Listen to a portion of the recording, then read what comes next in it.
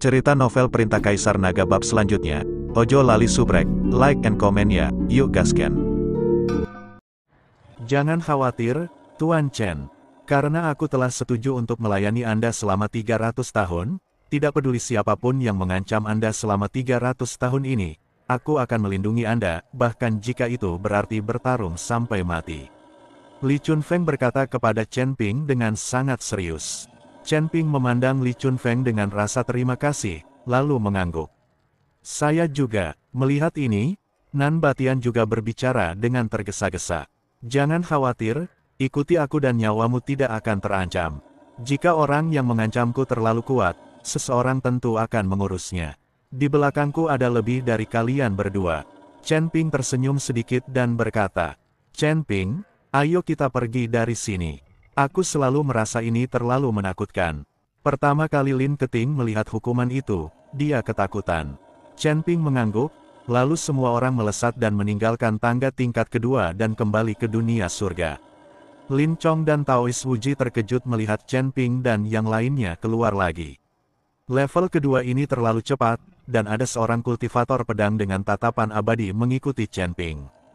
Pada saat yang sama, banyak kultivator dari alam surgawi kedua juga muncul. Ningxi dan Su Yuki juga diteleportasi keluar bersama. Gerbang cahaya di tangga tingkat kedua perlahan menghilang, yang membuktikan bahwa penjaga di tingkat kedua telah pergi. Ningxi menatap Chen Ping dengan tak percaya, terutama saat ada pendekar pedang lain di samping Chen Ping. Kakak senior, ayo pergi ke lantai 3, Ningxi tidak banyak bicara, tetapi membawa Su Yuki ke lantai 3. Setelah mengucapkan terima kasih kepada Chen Ping, para biksu lainnya juga melompat ke tingkat ketiga. Li Jianxian, ketika pendeta Tao Wuji melihat Li Chunfeng, dia tidak dapat menahan diri untuk tidak tercengang. Jelaslah bahwa Taois Wuji sebenarnya mengenal Li Chunfeng ini. Master Wuji, aku tidak menyangka kau akan terjebak di alam surga. Pantas saja aku tidak melihatmu selama bertahun-tahun. Ketika Li Chunfeng melihat Taois Wuji, wajahnya juga dipenuhi dengan keterkejutan. Bagaimana kamu bisa berada di tangga itu? Taois Wuji bertanya dengan bingung. Saya membuat kesalahan kecil dan dipenjara di Stairway to Heaven. Li Chunfeng berkata dengan sedikit malu. Kesalahan apa yang telah kamu buat? Taois Wuji bertanya dengan rasa ingin tahu. Ini, bagaimana mungkin Li Chunfeng berani mengatakan bahwa dia sedang mengintip seorang wanita yang sedang mandi? Tuan, jangan tanya lagi. Mari kita kembali ke markas dulu dan beristirahat. Saya akan menantang level ketiga. Chen Ping membantu Li Chunfeng memperlancar segalanya. Tuan Chen, penjaga lantai 3 pasti sangat kuat. Meskipun Anda cukup kuat, saya khawatir akan sulit bagi Anda untuk melewati lantai 3. Menurutku, sebaiknya kau beristirahat dulu, baru berlatih. Aku juga bisa membantu Tuan Chen mengasah keterampilan pedangnya. Li Chunfeng berkata pada Chen Ping, saya dapat membantu Tuan Chen melembutkan tubuhnya. Nan Batian juga berkata, yah, tangga menuju surga ini hanya bisa bertahan selama 3 bulan, jadi tidak akan bertahan hanya untuk sementara. Chen Ping mengangguk. Setelah bertempur dalam 2 pertempuran berturut-turut, Chen Ping benar-benar kelelahan dan perlu memulihkan diri secara perlahan. Kelompok itu kembali ke Sekte Tao. Pada saat ini, jumlah biksu di sekte tersebut lebih sedikit, dan sebagian besar dari mereka berlari ke tangga menuju surga. Saat Chen Ping dalam masa pemulihan, dia bertarung dengan Li Chunfeng dan mengasah keterampilan pedangnya. Dia juga akan melawan Nan Batian secara langsung untuk melatih tubuhnya. Di balik Gunung Tao, lautan awan mendidih. Li Chunfeng menyatukan jari-jarinya untuk membentuk pedang, tetapi sebelum ia bisa melepaskan pedang itu, pohon pinus berusia berabad-abad di tebing mulai menjatuhkan jarum hijaunya. Chen Ping berdiri diam dengan mata terpejam, pedang hijau di lengan bajunya berdengung tanpa henti. Ia seakan melihat Bima Sakti tergantung terbalik di atas tulang belakang pedang. Hati-hati, Li Chunfeng tiba-tiba menyatukan jari-jarinya dan menebas. Cahaya pedang yang terang menembus kabut, tetapi ketika menyentuh 3 inci di antara alis Chen Ping, cahaya itu berubah menjadi ribuan kupu-kupu cahaya. Pikiran Chen Ping dipenuhi dengan berkah. Dia menggambar lingkaran dengan pedangnya secara horizontal, dan benar-benar mengarahkan semua niat pedang yang tersebar. Kemanapun pedang itu menunjuk, lautan awan mengembun menjadi 9 naga putih yang menjulang ke langit. Lengan Nan Batian dipenuhi urat-urat, dan dia menghantam dengan tinjunya yang seperti besi. Tuan Chen, ambillah ini. Hembusan angin menerbangkan kerikil dan mengenai dada Chen Ping, tetapi dia memanfaatkan momentum itu untuk berputar, dan tubuhnya bersinar dengan cahaya keemasan redup. Saat kedua lelaki itu bertarung, seluruh gunung berguncang, mengejutkan sekawanan burung yang menghalangi langit. Tubuh bagaikan kuali, dan kehendak ilahi adalah api. Nan Batian tiba-tiba berhenti tertawa terbahak-bahak, dan Chen Ping merasa seolah-olah organ dalamnya ditempa oleh api. Dia membuka mulutnya dan meludahkan bola udara busuk, yang sebenarnya mengembun menjadi pusaran angin kencang di udara. Chen Ping mengikuti Li Chunfeng dan Nan Batian berlatih sendirian, yang membuat Lin Chong dan Taois Wuji ketakutan. Karena kegilaan Chen Ping, di bawah pelatihan Li Chunfeng dan Nan Batian, kekuatan Chen Ping telah meningkat pesat. Faktanya, Nan Batian dan Li Chunfeng masih sangat menyukai Chen Ping. Meskipun mereka berjanji untuk melayani Chen Ping selama 300 tahun, baru setelah pelatihan selama periode ini mereka menemukan bakat dan pemahaman Chen Ping, yang langka dalam 1000 tahun. Terlebih lagi, Chen Ping tidak seperti saudara generasi kedua yang mereka bayangkan. Kekuatannya sepenuhnya karena kerja kerasnya sendiri.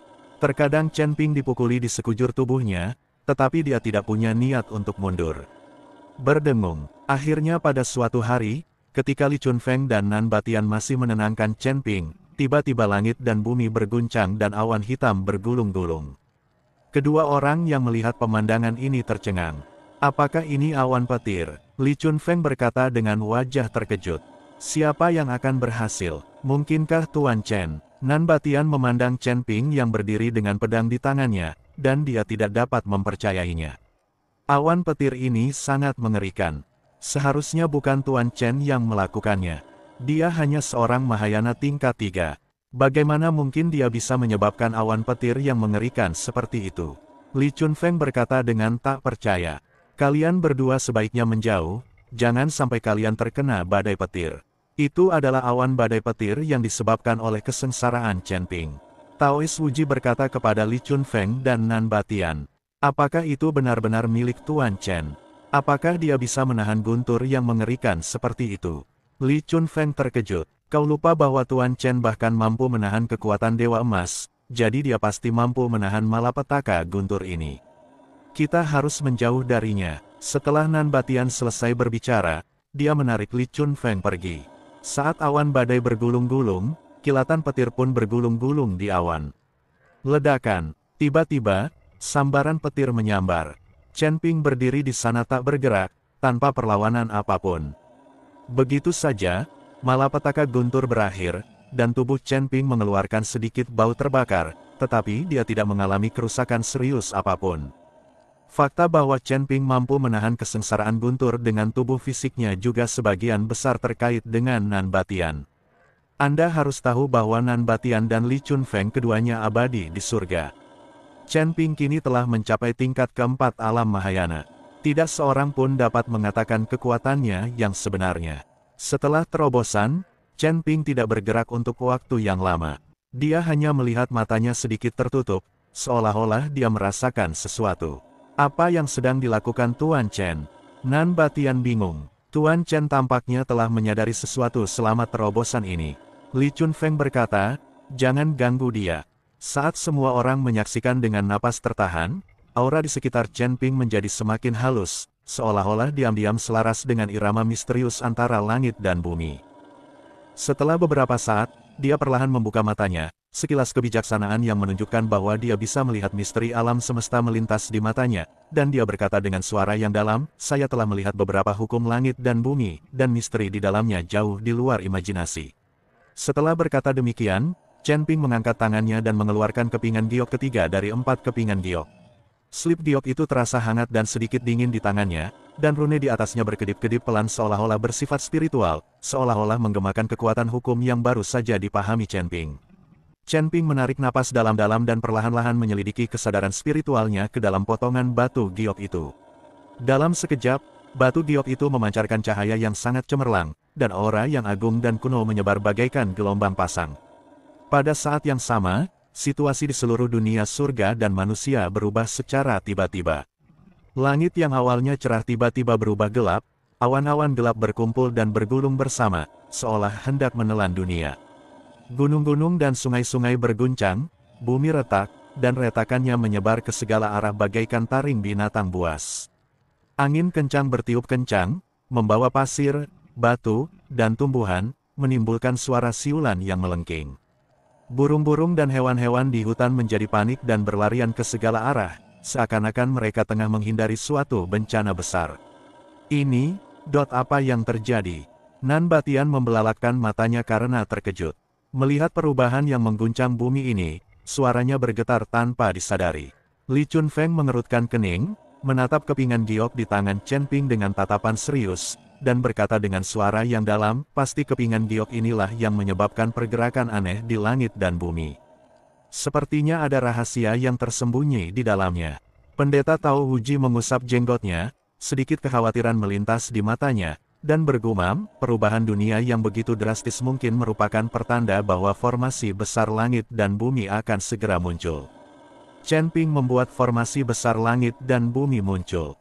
Selama formasi besar langit dan bumi muncul, kita akan dapat menemukan cara untuk menghancurkannya. Kemudian kita dapat kembali ke surga dan tidak lagi terjebak di sini. Mendengar Taois Wuji mengatakan ini, Nan Batian dan Li Chunfeng keduanya tampak sangat gembira. Mereka bermimpi untuk kembali ke surga. Pada saat ini, Chen Ping benar-benar tenggelam dalam dunia Sleep Giok. Di ruang spiritual yang luas dan tak terbatas, gambar-gambar kuno dan misterius berkelebat seperti kaleidoskop. Dia melihat kelahiran dan perubahan gunung dan sungai, pergerakan bintang, matahari dan bulan, serta naik turunnya semua makhluk hidup. Dalam gambar-gambar ini, benang-benang tipis saling terjalin, mewakili perwujudan konkret hukum langit dan bumi. Saat ia menjelajahi Sleep Giok itu lebih dalam, Chen Ping merasa seolah-olah kesadarannya telah menyatu dengan seluruh dunia surgawi. Dia dapat dengan jelas merasakan hembusan napas setiap jengkal tanah, aliran setiap hembusan angin, serta suka-duka setiap makhluk hidup. Dan di kedalaman dunia ini, suatu kekuatan dahsyat dan kuno tengah perlahan bangkit, itulah kekuatan formasi agung langit dan bumi. Hampir sampai, formasi besar langit dan bumi akan segera muncul. Chen Ping bergumam sendiri, dahinya sudah dipenuhi keringat, tetapi dia sama sekali tidak menyadarinya. Dia mengerahkan segenap tenaganya untuk mengaktifkan indera spiritualnya, mencoba menjalin hubungan yang lebih dalam dengan formasi agung langit dan bumi yang akan segera muncul. Hanya dengan cara ini, ketika formasi besar langit dan bumi muncul, akan mungkin untuk menghancurkannya dengan lebih cepat dan lebih mudah. Sekte Api. Di ruang rahasia, Wen Haotian merasakan gerakan yang tidak biasa di dunia surga dan manusia, dan ekspresinya menjadi lebih serius. Saya khawatir formasi besar langit dan bumi akan segera terwujud. Wen Haotian bergumam, leluhur, formasi besar langit dan bumi telah muncul. Aku tidak tahu apakah itu baik atau buruk. Pasti ada seseorang yang mencoba menghancurkan formasi besar langit dan bumi. Seorang lelaki tua berjanggut putih di depan Haotian berkata, orang ini adalah pemimpin sekte Huofen, Wen Nanxing, dan ayah dari Wen Xi dan Wen Qing.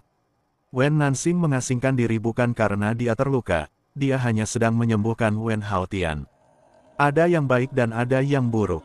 Segala sesuatu di dunia ini memiliki yin dan yang. Namun, jika formasi langit dan bumi yang agung ini hancur, itu mungkin bukan hal yang buruk bagi kita. Setelah Wen Haotian selesai berbicara, dia melihat peti mati perunggu tidak jauh darinya. Leluhur, siapa yang ada di dalam peti perunggu itu? Mengapa Anda menyuntikkan energi spiritual ke dalamnya setiap hari? Nanxing sangat bingung ketika ditanya.